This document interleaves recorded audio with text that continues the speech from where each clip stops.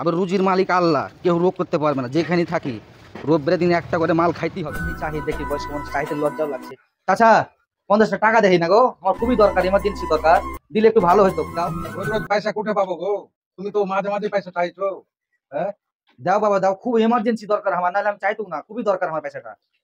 ঠিক আছে দাও, 200 টাকা দিয়ে যাও, 50 টাকা খাইবে, 150 টাকা আগে দিবে, তা তো কেন বাপ?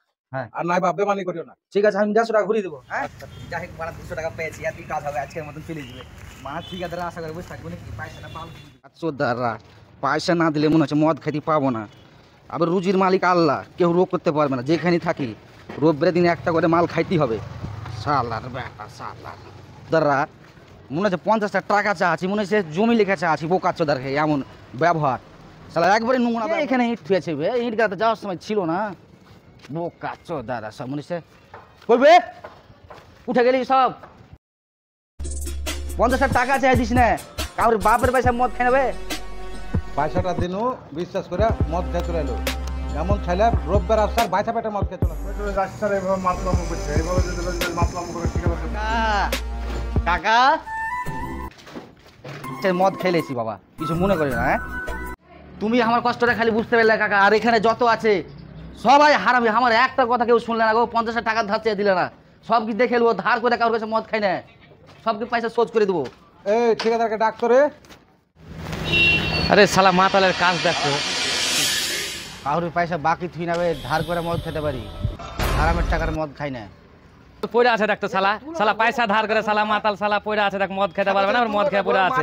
চাচা গো মাতাল পড়ে আছে, দেখো গো। চলো চলো, আমি যাবো না, ওদিকে যাবো না। চলো, মাতাল তো মানুষ তো, আমাকে মাতাল রুখতে পারবে না, মদ খাবে শালা সব মাতাল। শালার বেটাকে দেখে নেবো। এই আমি যাবো না, এখানেই থাকবো। শালা রুখতে পারবে না, মাতাল মদ খাই করছে। সব শালার বেটাকে দেখে নেবো। খাই না, কি গেল একটু খাইলে আছে হয়তো। পানি খেলা একটু।